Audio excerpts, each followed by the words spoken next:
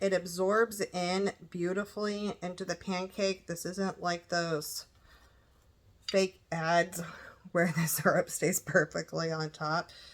Intentionally living, intentionally eating, intentionally growing where we are. Welcome back to the Padilla Family Homestead. Today we are actually in the kitchen at the stove. We are going to be making pancakes and some fruit syrup. They're gluten-free pancakes and fruit syrup. It is dinner time, but sometimes we like breakfast for dinner and dinner for breakfast. So just have it whenever you want. We're going to jump in. This is in my new cookbook. I will also have it on my blog. This is the Color Your Way gluten-free. And so I'm going to be cooking straight off of this, but I will also have it on the blog, just not in the cute little printable. We're going to start with fruit syrup first, so that can get going, and I can get my frozen fruit back in the freezer. First thing we need to do is measure out 1 cup of the fruit that you want to use. I am going to use blueberries today. I'm putting that straight in my little pot. And I'm going to pop these back in the freezer. So I also need to add in a 1/4 cup of water and a 1/2 cup of granulated sugar.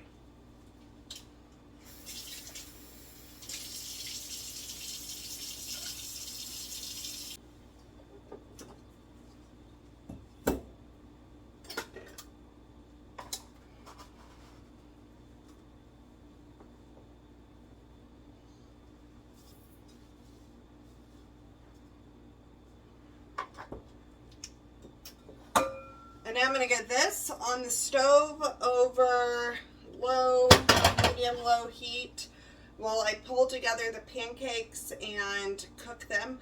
I will be stirring that and mashing as we go with this little doohickey. I love it, from Pampered Chef. So I will have that to keep mashing in the blueberries. But that'll just be on the stove on a low right now because we got some work to do here. I don't want it to burn.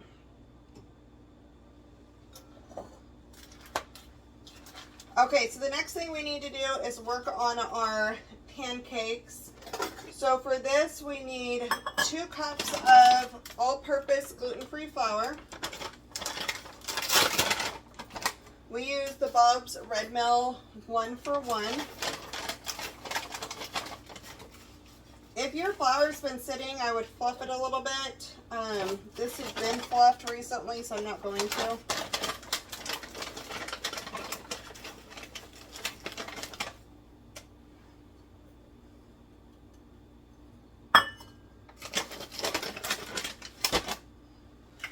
I'm going to dry out my 1/4 cup measuring cup here that I used for the water. And I'm going to pull out a 1/4 cup of sugar.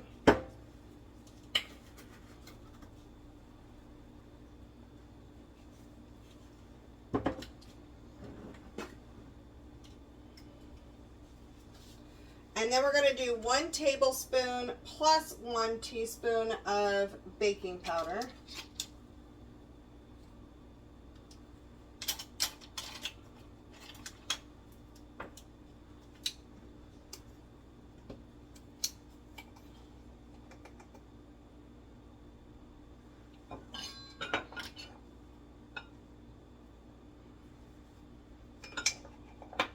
Which, if you wanted to, that would be 4 teaspoons if you wanted to measure it out that way. I am going to take my hand though. I have a really big clump of baking powder, and this is just for my hubby and I. So I'm going to break up those clumps really fast. So the next thing we need is a 1/2 teaspoon of salt. I'm going to use some pink Himalayan salt. This is a 1/4 teaspoon measuring cup spoon. It's the dry ingredients. I don't say to do this in the recipe. I just like doing it sometimes, but I just pre-mix the dry. And now I'm going to add in 2 large eggs,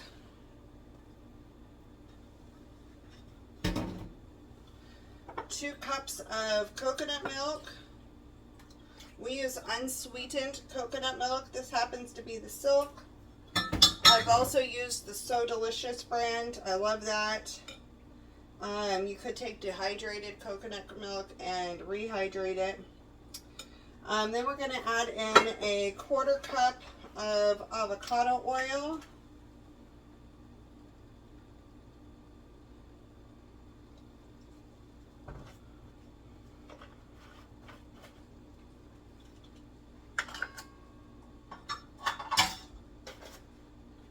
And 1 tablespoon of vanilla extract.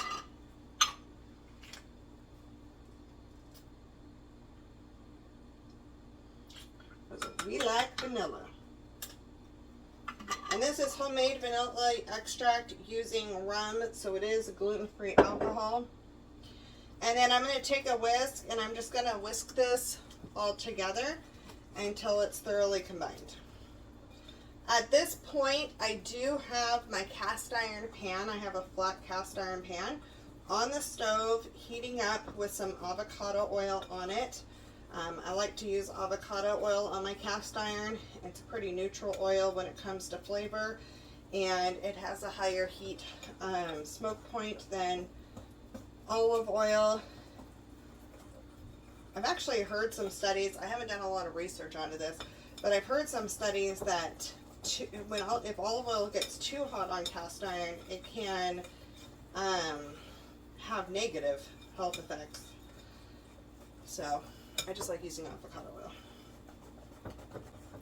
Okay, so I'm going to bring you down. This is mixed. It looks beautiful. It looks beautiful. So I'm going to bring you down so you can see the cast iron pan and the pot that I have the syrup going on in.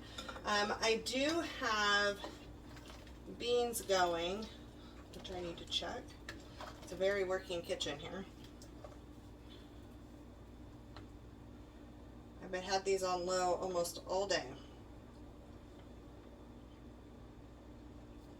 Maybe a little bit longer. Okay, so I'll bring you down and let you see what this looks like as we cook it up.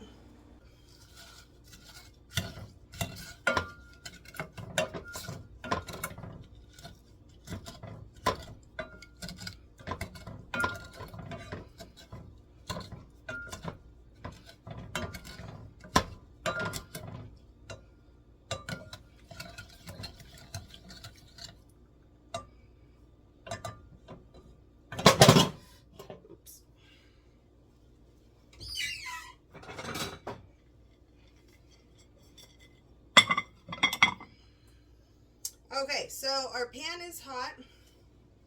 If you need to test if your pan is hot enough, you can take a spritz of water from your hand. It starts popping like that, you're hot. Now this is just over low, so I don't have it crazy hot.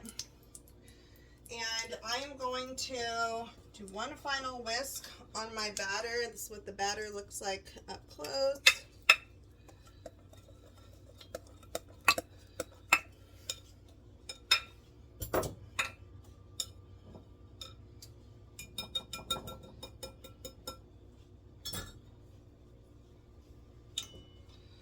And I'm going to take this and I'm going to put 1/3 of a cup at a time on the pan. And I'll just cook my pancakes one at a time. We're going to let this heat up until it releases easily from the bottom. Your tops will have bubbles, and the bubbles will pop and they will stay formed with the holes there. And it will be, I'll show you what it's going to look like. But at that point, if it's actually done, it will release from the bottom of the cast iron easier than if you tried to do it too early. It can seal on, and that's kind of true with stainless and everything else as well. If you're trying to do it too early, then it's going to fall apart as you're trying to flip it. I'm going to turn up the heat over my syrup just a little bit. And with this, the sugar's just about dissolved now. So what we're trying to do at this point is cook out that water that we put in. And this is going to cause the blueberries are going to burst. They're going to mash down super easily, and it'll thicken up. This actually gets thick enough once refrigerated that you could probably use it in a filling for the ham pies, which would be delicious too. But we really like this as a syrup over the pancakes. Now this isn't an everyday meal because it does have lots of sugar in it, but it is fun every once in a while. Okay, so you'll start to see that bubbles are starting to appear, and on the edges, they're starting to stay open. That's a good sign. We want to see that in the center before we are ready to flip. Now, if you wanted to throw some fruit or some chocolate into the pancakes instead of doing a syrup, just doing the sweet pancake, you could absolutely do that as soon as you pour your pancake batter on. Stick a few blueberries in there, even from the frozen state. Stick a few chocolate chips in there, and then let it cook up. Flip it over, and it'll be good to go.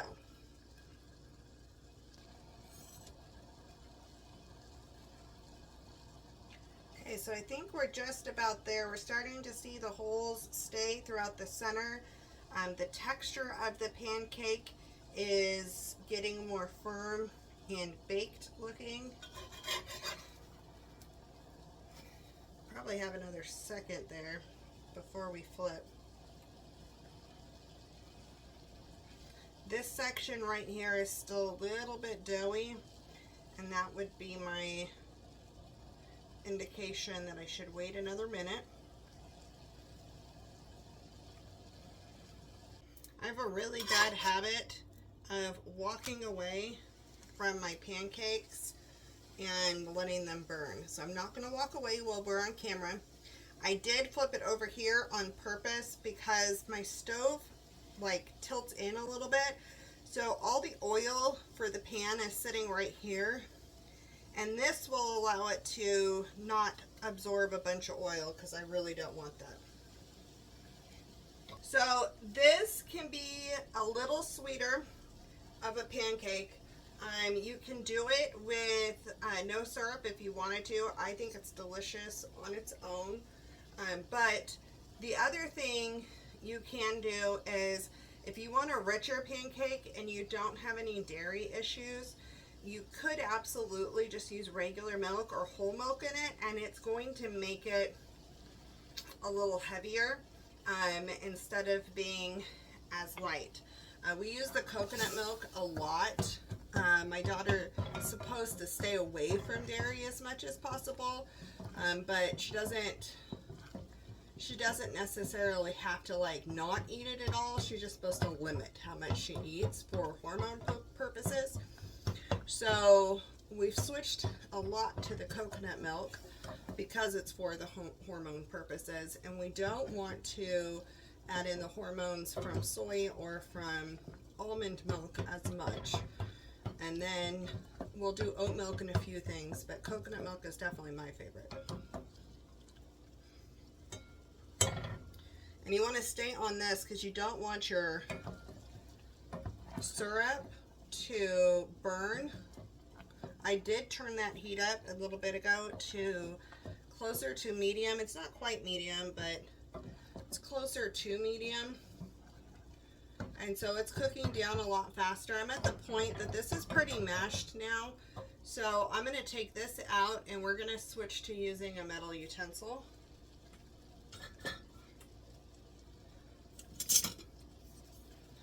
This spoon is actually what I'll use to serve it up. And then I can leave that in there. Okay, see where we're at. Oh, probably another minute. I'm going to turn the heat up on my pan just a tiny bit. I was on the lowest setting. Look at how yummy that looks. So we're going to keep cooking up the pancakes, and I'll bring you back when we serve.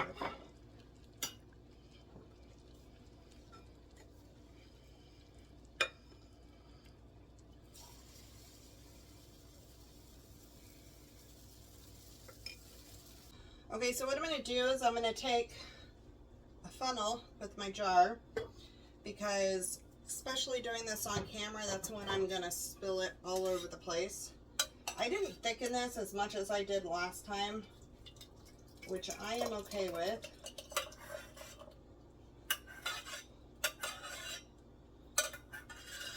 It's still going to thicken as it cools.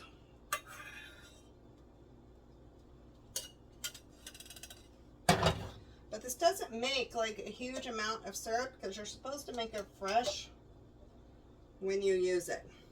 So this is going to be perfect. We'll probably have a little bit left over. This would also be really good in like a lemonade or on top of ice cream or something like that. But I'm going to let that cool while we finish cooking the pancakes.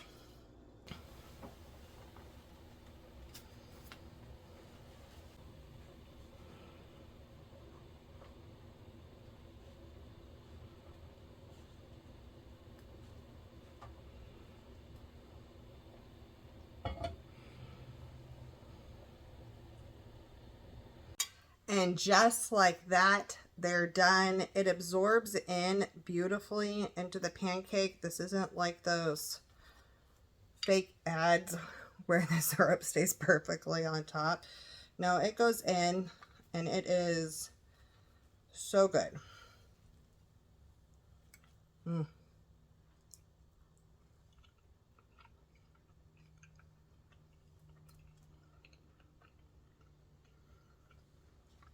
And you can do this with any flavor fruit that you want to. Make any syrup you want.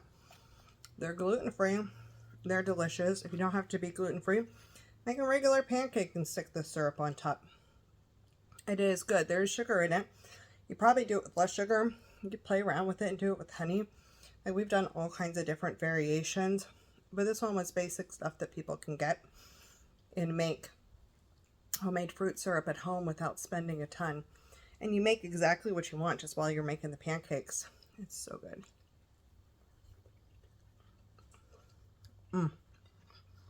We're going to go have dinner. We'll see you guys on the next video. Make sure you subscribe and like the video. Comment with your favorite flavored fruit syrup. And I'll put some videos right here for you that you can enjoy between now and the next upload. We'll see you on the next one.